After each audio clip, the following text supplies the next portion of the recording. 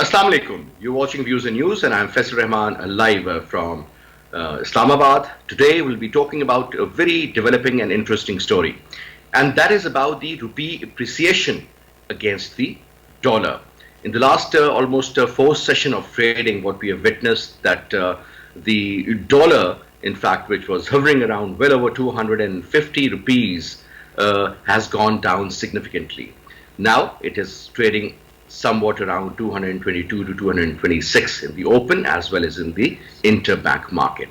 Yesterday we witnessed almost a decline of 9 rupees, and then today even around 3 rupees, and prior to that it was in pesos. But it seems that ever since this news has come out that the tranche which is with the IMF, and that is around $1.17 billion, will be released soon. Plus a couple of other major developments that also include about the buying of some shares of the petroleum companies in Pakistan by UAE, around 10% of the shares. And then we have also witnessed that Qatar is also interested in LNG trading with Pakistan, and perhaps they will also look into it. And then the rollover of 1.2 deferred payments again has gone up to $2.4 billion with Saudi Arabia. So all these factors put together, they have given a lot of ease to the Pakistani rupee against the dollar. But having said that, since we all know that rupee was depreciating very badly during the last almost 3 weeks or so, every day there was an increase of 4 to 5 to 6 rupees. And that was of prime concern for the traders, for the exporters, for the importers, and all those who needed dollars. And then there were reports that dollar, either it has been sent abroad or it has been withdrawn by the consumers and the customers from the commercial banks. And there was a report that $1.1 billion has been withdrawn. But now what is going to happen?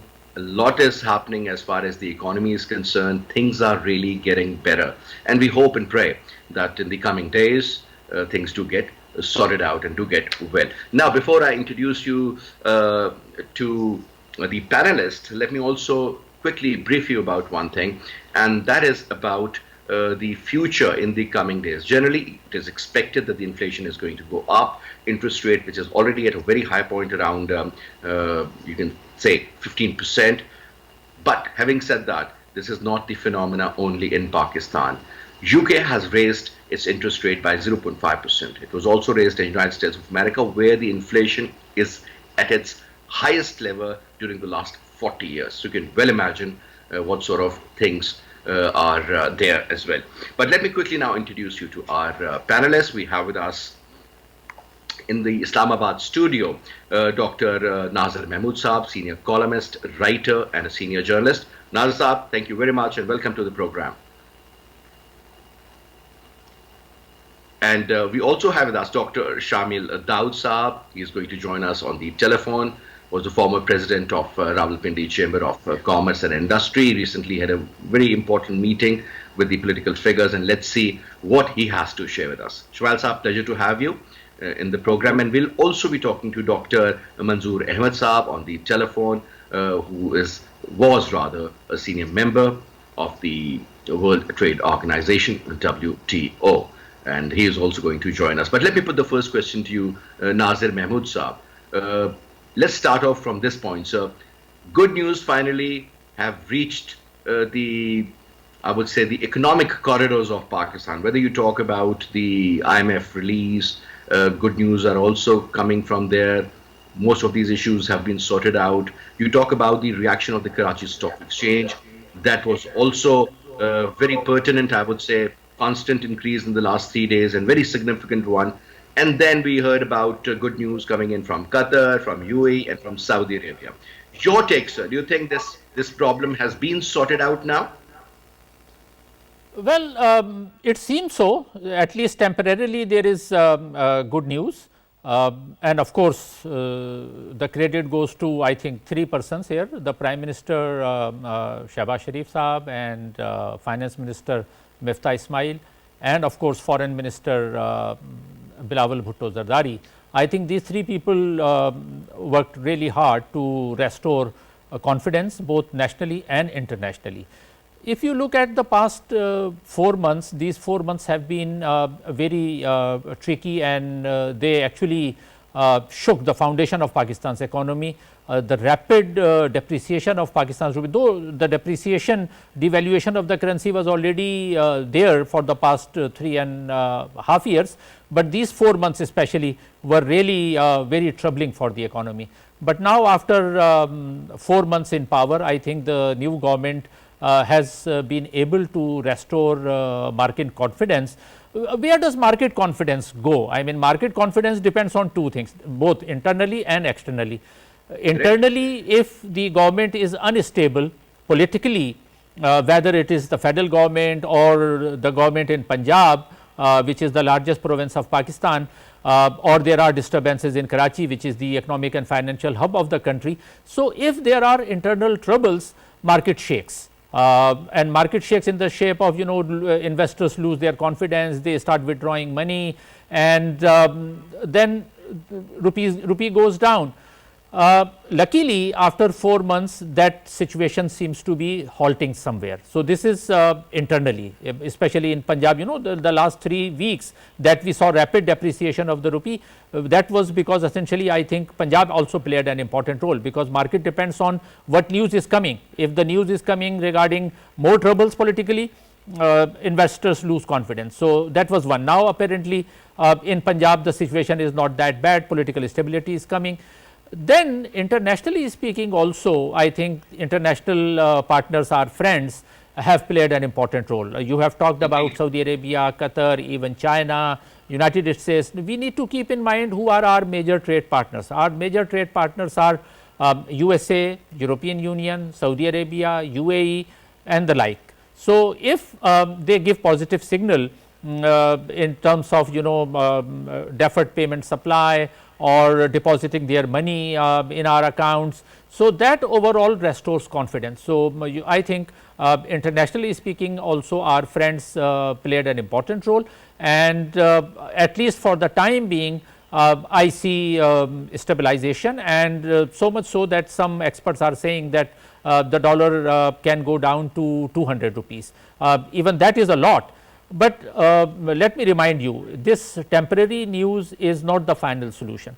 We need to keep in mind that again, after some time we will be back in trouble if some major decisions are not taken by this government.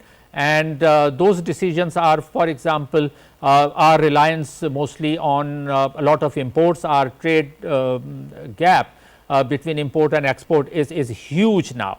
So, that needs to be somehow curtailed and controlled. Reliance on fossil fuel, we import, where does our money go, where do dollars go? Dollars evaporate when we pay for fossil fuel, for oil, for diesel. When we pay that much money, our resources, foreign exchange reserves deplete. So, we need to find, in the long run, the government needs to find some solution to control that import of fossil fuels, because mostly our imports are petroleum products, number one. Then even vegetable oil we import, even wheat we import, pulses we import. Now, these are the things that government of Pakistan should be working on, solving these problems. Otherwise, this temporary solution may give some relief, but in the long run I think if we do not look into it and find alternative sources of energy like solar, wind power, things like that, if we do not do that, we will be spending huge amounts of money, and then after some time we will be back into trouble. The sooner we will in fact start focusing on the energy mix, the better it is. Now, Dr. Shimail Saab, one important factor that I think should be considered in the medium term and in the short term also, and that is about these recent climate change effects, especially on Pakistan, these floods, these heavy monsoons. And if you look at it, even today I was witnessing the news and we saw that the Prime Minister was in Diyai Khan, and I remember I went to Diyai Khan during the 2010 flooding. It's been almost 12 years, but I still remember that each and every area, these fields were destroyed. So the case was with the current these crops, especially cotton and so many others, they have been destroyed as well. So when you look at the impact of these current floods, do you think that is also going to add more to this misery, sir? This is towards me.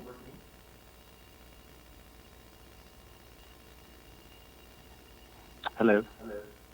Yeah, Dr. Shimail. Yes. Thank you so much, Faisal. Yes, I think we've all felt, this monsoon season, the changes of global changes in the weather. And what obviously, again, is the missed opportunity that, as Nadir Sahab was rightly saying, that we need to change our mix of energy. That also means that we need more reservoirs so we can go towards electricity production, using and utilizing all this gold in terms of the rain and the water which we could harvest and then utilize towards changing our energy mix and decreasing our reliance on the imported fuel and our reliance on the dollars, which impacts the whole economy. So, having said that, I think this is a global phenomena, and we have seen, if you see the international news, we've seen it's taking place all over the world, in Europe as well. The heat wave, and then you can see that disappearing forests and so forth and so on. So now the way forward for the government, or I would say the state, because governments will come and go, but we need to have this continuity, this consistency in our policies, which would give a sense of solace both to domestic investors as well as foreign direct investors, and that would then help to overcome all these shocks in our dependencies wherever there is a change in the global, such as now because of the war, be it the oil prices or commodities, etc. But I think the need of the hour is to decrease our reliances and go for alternates. Obviously, there would be some initial steps that the government needs to take immediately, which would be an emergency sort of situation handling, which could be curtailing, which I think is fourth. I would say that we welcome, as Mr. Ismail Sahab has also shared and the government has shared, that there has been a cut in terms of our import. But we need to be realistic at the same time that our whole economy's mix is such that our import is also, other than the energy, is also Absolutely. factoring Now, into our Dr. export. Shamil Daud, there is another very important point.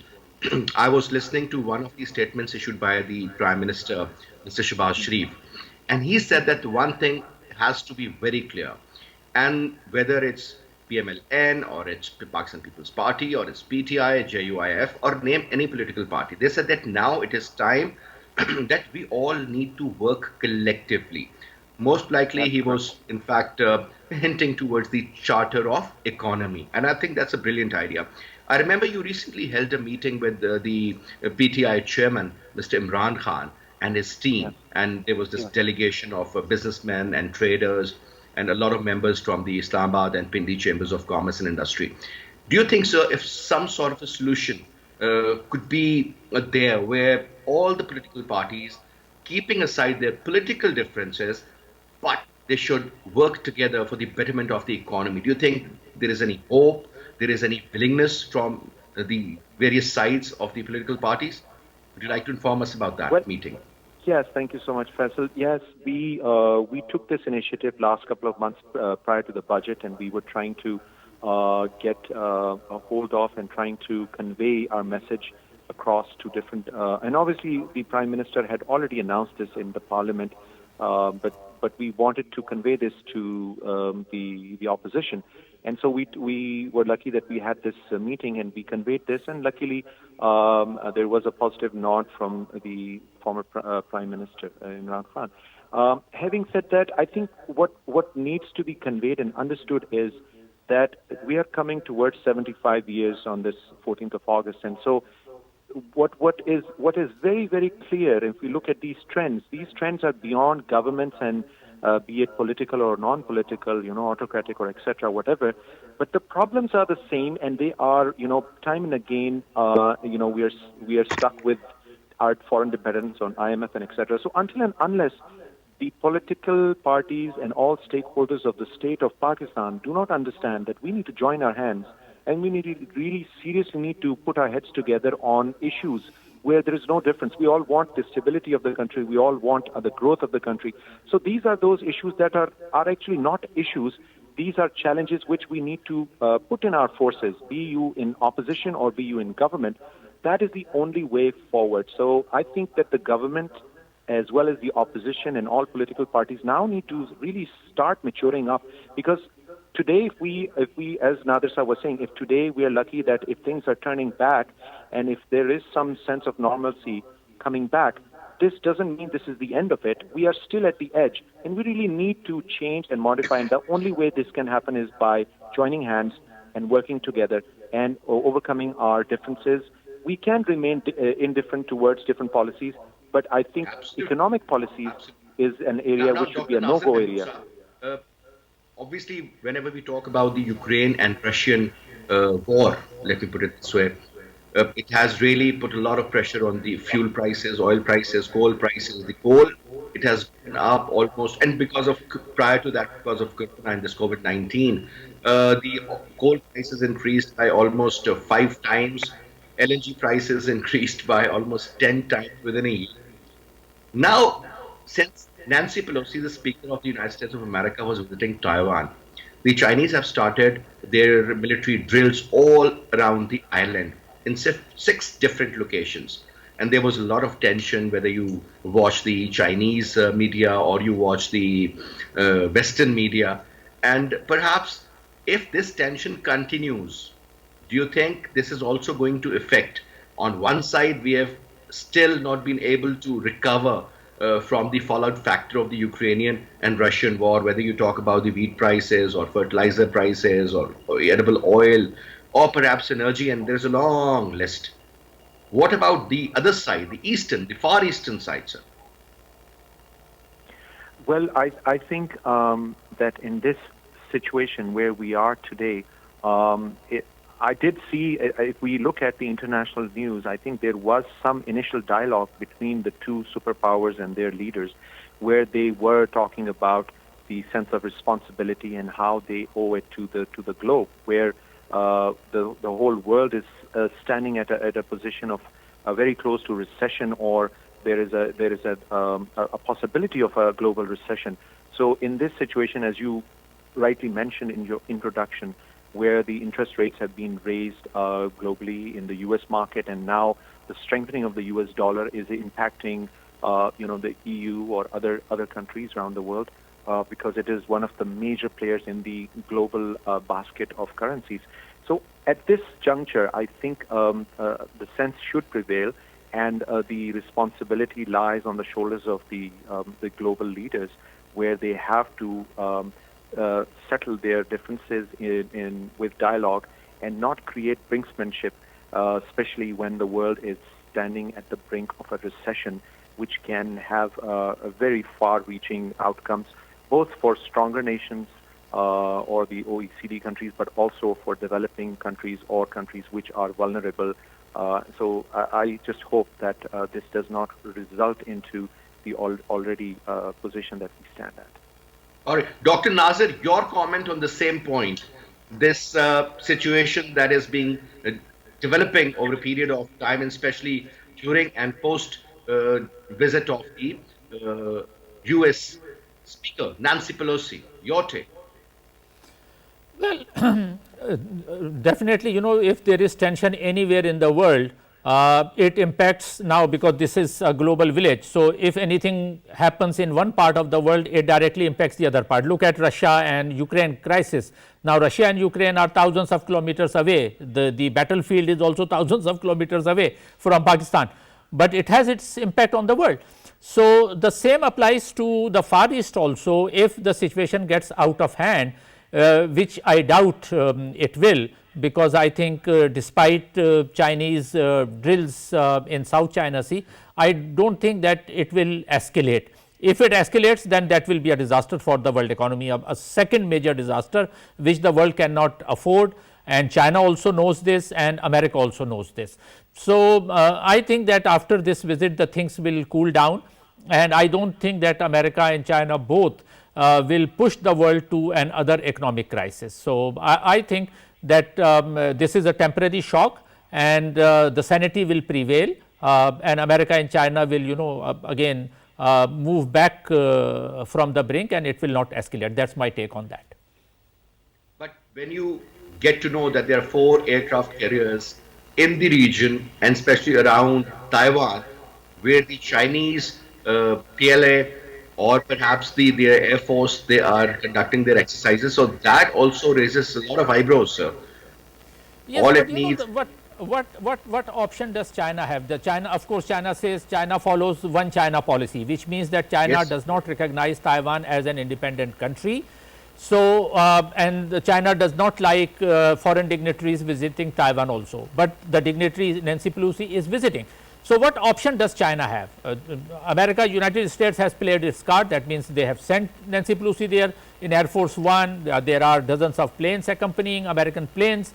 So, is China going to attack or forcibly occupy Taiwan? I don't think that is practically possible for China, because the people of Taiwan also, they have their own policy. It's not like East Germany, where East Germans wanted to reunite with West Germany at that time 30 years back. That is not the case there. So, even if China occupies, it will not be an easy morsel for China. So, I don't think that China will cross that line of attacking or trying to occupy. I think these drills will remain there. Of course, there are aircraft carriers, there are destroyers and these, but I don't think that they will cross the red line, and there will be, because if there is a war, there is a pact between Taiwan and America.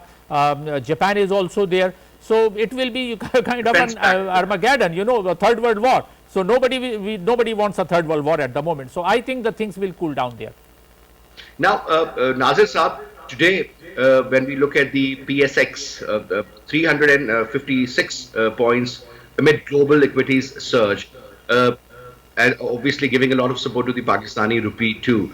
Now, the point is that this is what we witnessed yesterday also.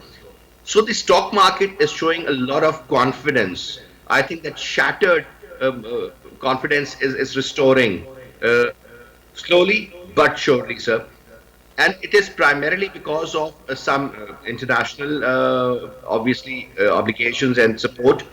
And at the same time, I think the internal political issues, to some extent, seems to be, sorting out at a certain level. Is it the political reason for that?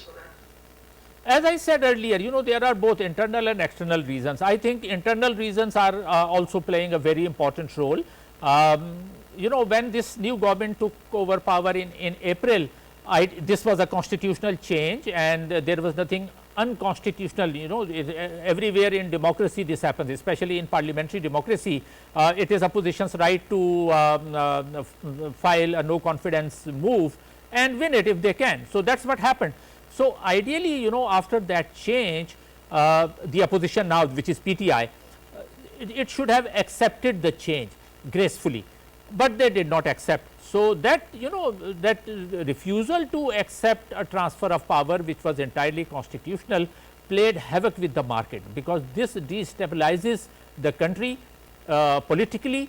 And the policy that PTI followed repeatedly, not accepting, not talking to other parties. If you remember, recently Imran Khan Saab repeatedly mentioned that I could talk to the Taliban even, but I will not talk to the opposition party, neither with People's Party nor with PMLN.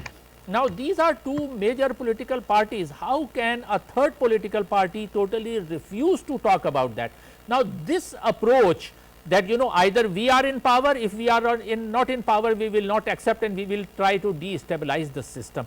So, when you destabilize system politically, that has a direct bearing on destabilization in economy. So, this was internal. Externally, you have just mentioned, it was Ukraine crisis in Ukraine, Russian invasion, that played an important role.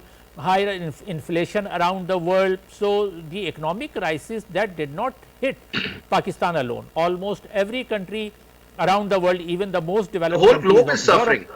Yes. Now, the whole world is there was another suffering. very interesting report.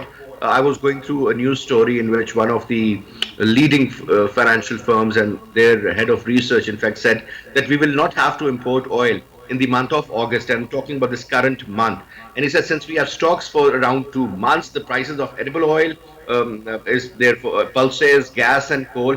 They have gone down. They have been reduced to a certain level. So that is also going to ease a lot of pressure on rupee. And regarding the, when we talk about the fiscal gap, that is also going to be taken care of. So how do you see? Do you think this next month and onwards thing will get better? I think, if there is no major trouble in South China Sea and it does not escalate to, God forbid, a war, I think things will stabilize. And, as you rightly mentioned, politically speaking, it is, Dr. Shimail reminded us that this is the 75th year of our independence, which is Platinum Jubilee. Yes. That reminds me that when we were about to celebrate our Silver Jubilee, 25 years, that was 1972, we had gone through a major crisis. The country was dismembered. And why that happened? Because the political forces did not talk to each other, they did not accept at that time, and the country got divided. Then you move fast forward another 25 years when we were celebrating, we were about to celebrate Golden Jubilee, 50th anniversary of Pakistan, that was 1997. At that time, Benazir Bhutto's government had been dismissed, and in the 90s, Benazir and Nawaz Sharif, were trying to destabilize each other's government. Fast forward another 25 years, now we are celebrating 75 years, and again we are back to square one. So I don't see any difference. Our institutions and our political forces have not been able to learn lessons. So if this goes on like this, if political parties are again at each other's throats, they refuse to talk to each other, I think another 25 years will pass, and God forbid when we will be celebrating our centenary, 100 years, I fear, I am scared literally that again after 25 years we will be going through the same crisis, and if you and me are alive, we will be talking about and lamenting about the same situation. Well, I hope that we stay alive, and I hope that it doesn't happen that way, because if we are unable to capitalize on the next 25 years, trust me, then it is going to be a different ball game altogether. Now, Dr. Shamil Daud, another very interesting story. I want to share some facts about that also. That is about the International Monetary Fund. And they've said that their resident representative in Pakistan, in Islamabad, Ashta Perez said on Tuesday, that was the day before yesterday, that Pakistan has completed the last prior action required for the fund's combined 7th and 8th review by raising the Petroleum Development Levy, PDL. Now, sir, if everything has been sorted out, so are we just only looking at these $1.17 billion, or we are looking at the incoming further, these tranches, for example, the next one and the one after that, and so on and so forth? Well, to be honest, at this stage, everything was kind of a standoff where the prior conditions was an issue, and eventually, according to their estimates, we have completed all those prior conditions. They've decided that they're going to go ahead. We see that that news is coming, that we are expecting the tranche to be released, as you've shared as well. And that has resulted into all the positive sentiment, both in the stock exchange, etc. Now, with this, the IMF has also laid out conditionalities that the further financing that is required for this fiscal year should be guaranteed from our friendly countries, which have been given. We've received a nod from our friendly countries, and that altogether is going to be our overcoming our gap, so that our fiscal as well as our trade gap is covered. Having said that, obviously Mr. Ismail had been pushing the idea that instead of the previous government's commitment, we would be able to take this further. That has I have not seen any news coming on that accord that there is a confirmation on that part. But at this point, we are just looking for that 1.1 billion is released, and that would help the balance of payments.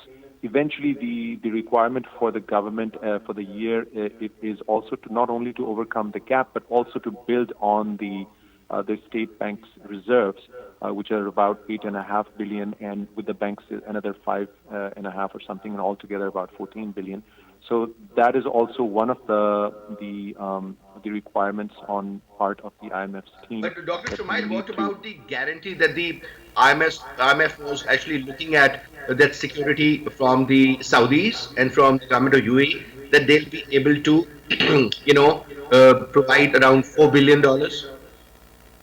Yes, I think that that was kind of, you can say, a precondition, and until and unless they would have got that nod or that commitment, they would not be So moving there is some forward. sort of a commitment, some sort of a surety now. There is definitely some sort of a surety that has transpired between the decision makers, and that is all the positive sentiment that is reflective in the market. Having said that, the cause of the bouncing back of the rupee against the dollar, which is very welcoming by the market and the business community, but I think a lot of the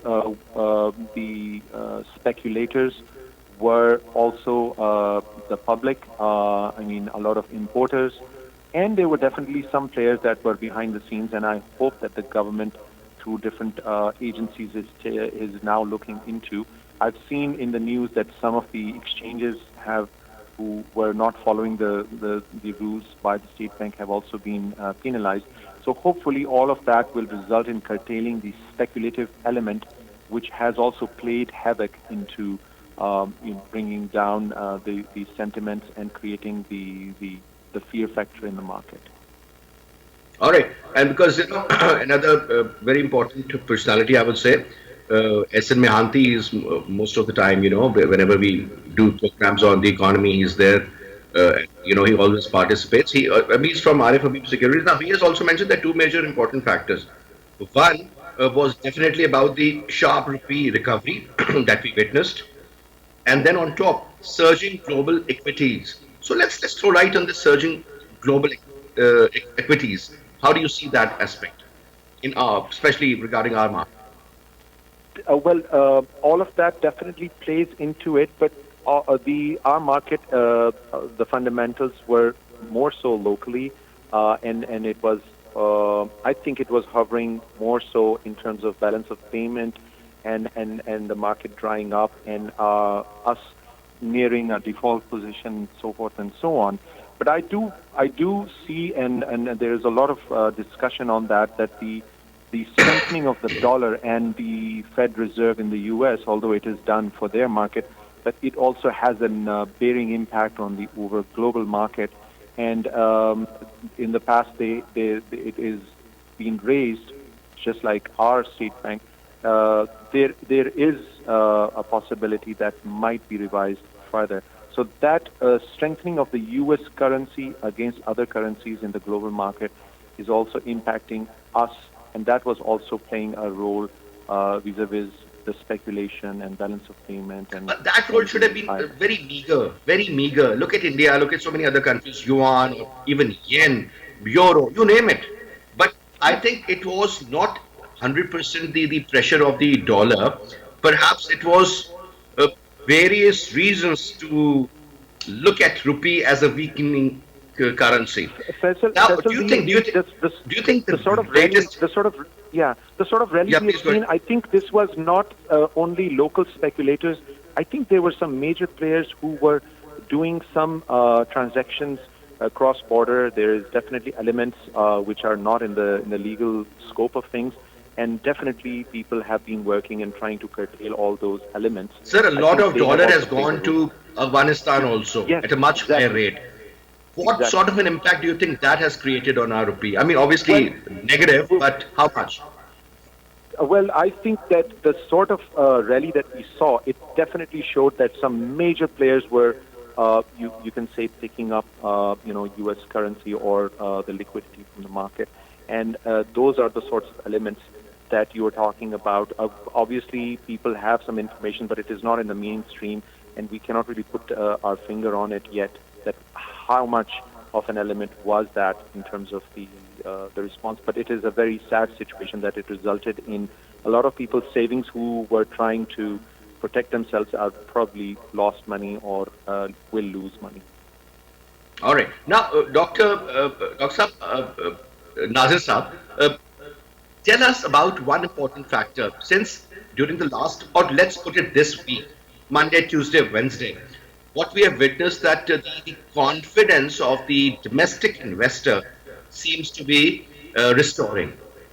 So if this continues, you believe that things as far as the financial issues are concerned will be taken care of at some level, sir? Perhaps this month of August is going to be really important. I think I am positive. There are good signs, positive signs are coming, and as I said earlier, I think the confidence will be restored.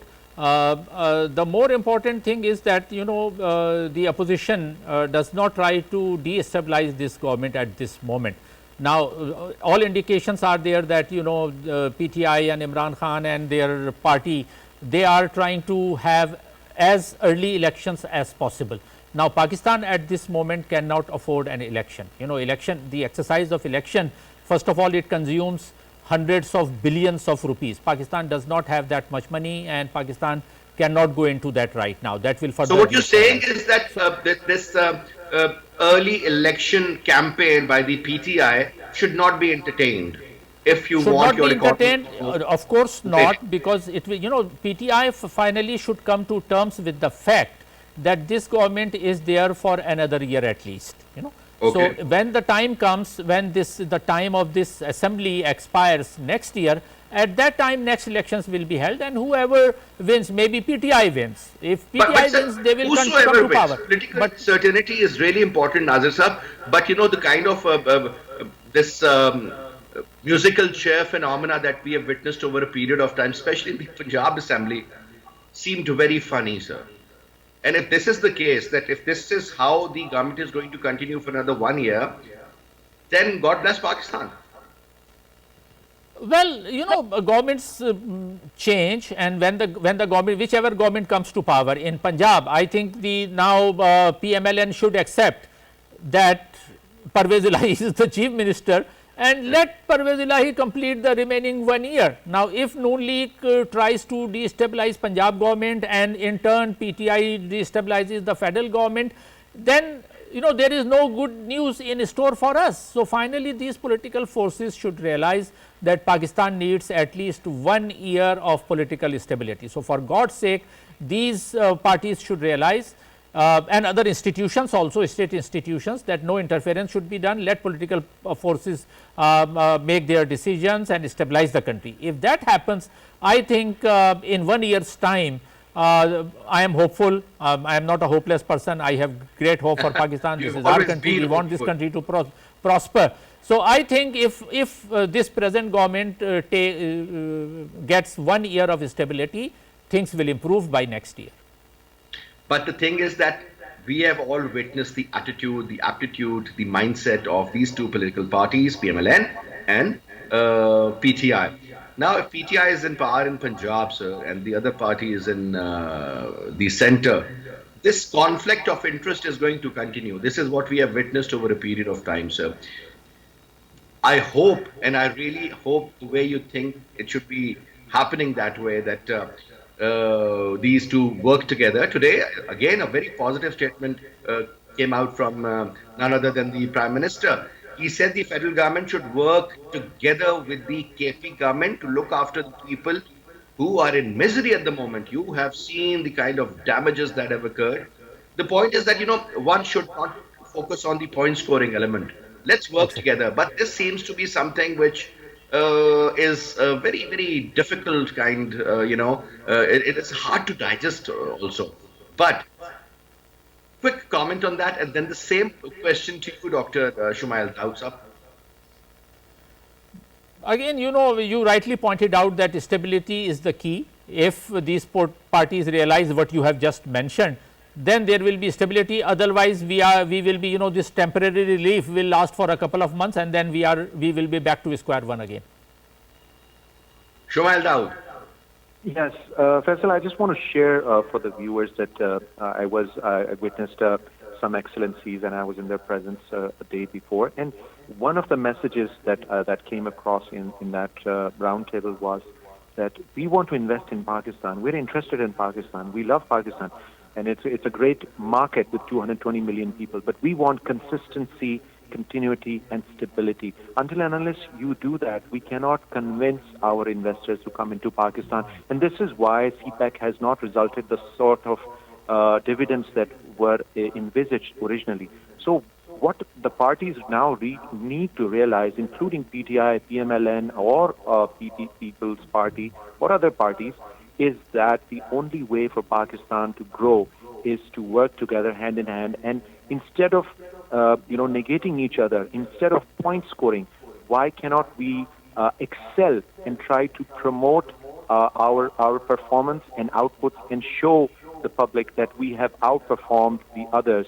And by the way, they can all do that while remaining in opposition. You do not need to have an office to perform and to serve compete in a positive way.